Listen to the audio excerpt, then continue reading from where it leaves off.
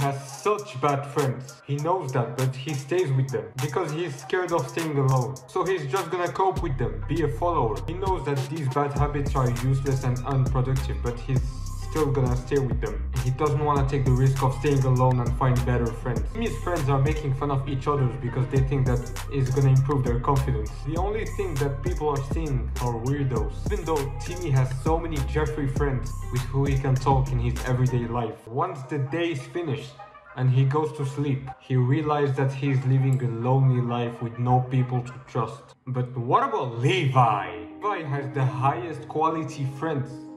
High quality, bro. It sounds like I'm talking about the next Samsung TV. He knows the importance of having good friends that he can trust and protect his back when he has to fight monsters and demons. They are all strong and confident. One of the homies are getting attacked. They are all going to defend him and make sure that the enemy is dead. They had so many memories together and they have been through so many difficult times. Therefore, he doesn't see them as friends anymore, but as a family. This is the reason why Levi chooses these people in his tribe. Choosing the people with whom you are going to spend time with is really important. There is a motivational speech by Jim Rohn saying that the people you spend the most time with shape who you are. It's actually true. If you take 2 minutes to think about who are the people you spend the most time with, it can be people from school, someone you text every day on Instagram, or maybe someone in your family. You can see that you look like them in terms of personality. It is not always the case.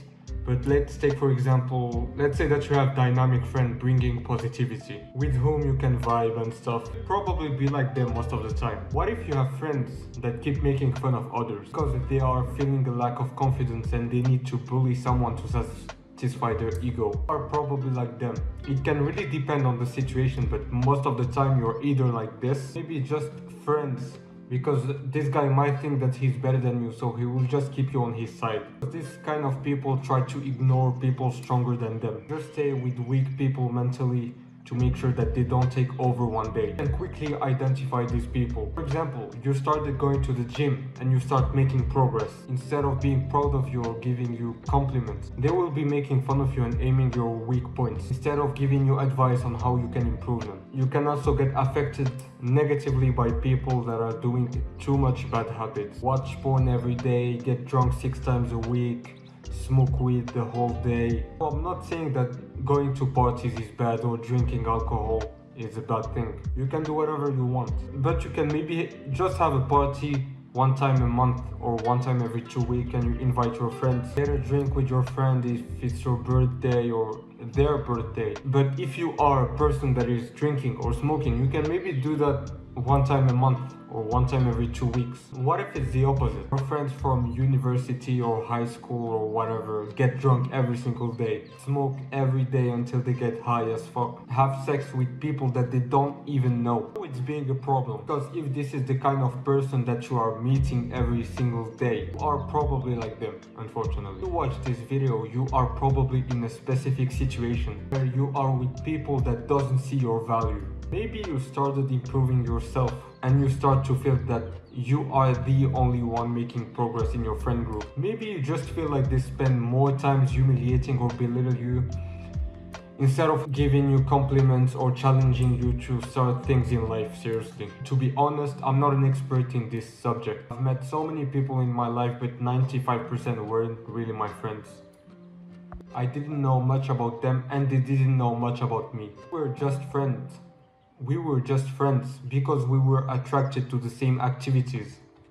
After that activity, we didn't have that much to say to each other. I can still give advice that can be useful in your everyday life and help you to understand who are the people that need to be closer in your surrounding and who you need to take distance with. First advice will be to improve your social skills. If you have bad social skills, that's probably because you spend more time scrolling on social media and talking to online friends instead of going outside and talking to real friends. Nowadays, lots of teenagers are being more and more introverted, which is maybe why they are being more depressed. And how do you want to make friends if you don't even have the balls to ask the waiter to give you an orange juice? With technology, it is easier to make online friends instead of real friends, so it is easier now to be more introvert put on your headphones and talk to no one the whole day. This is why, in my opinion, people need to be more extroverted. It will help them to bring more people into their life. By talking to more people, you will create connections and make more eye contact. You will try to talk to as many people as you can and make sure that they are different. It can be boxers, gothics, nerds, I don't know, I'm just giving examples. It will mainly depend on the kind of people that you see every day. It's gonna help you to know what are the personality that can be next to you. It's also gonna help you to know what makes you comfortable with someone and how people like you in general. Second advice will be to meet people with similar habits, positive if possible. By meeting people with similar objectives, habits, or passion, you'll be able to create connections, whether you have a different personality, different objectives, and a different point of view in life. This is the case. No one has the same point of view, the exact same point of view in life. We're all different. You will therefore be able to create a sense of brotherhood. There is that guy in my school, we don't have that many points in common. He is more interested into dogs, quads, and stuff that I'm not interested in. In my case, I am more interested in the gym, meditating, editing videos, etc. However, there is a particular thing that we love, and this is fighting. We love fighting, watching UFC combats in school and feeling pain. Always used to fight at school, in bathroom, in the gymnasium. We were wrestling and boxing with points. So even if we didn't have that much points in common, we had a whole different personality, we still have this sense of brotherhood. So if there is a particular habit that you enjoy doing, know that if you find someone with similar enjoyment and similar ambitions, you'll be able to bring positivity, grow together, and bring a sense of brotherhood. Number 3 will be to meet people going to the gym. I'm not talking about those motherfuckers who stay on the bench, sit in front of their phone for an hour instead of putting into the hard work. I will be more aiming for people that have objectives in the gym, who want to get bigger and want to be successful in life. Gym is a really good place to find people that have ambition and that are disciplined. So you can maybe talk to people in the gym, start a conversation with them and talk about your goals and life in general. Then you can maybe add them in social media or just add their phone number if you are in a dopamine detox. You will therefore get a gym bro. Maybe hit a PR together and see both of you get bigger over the time.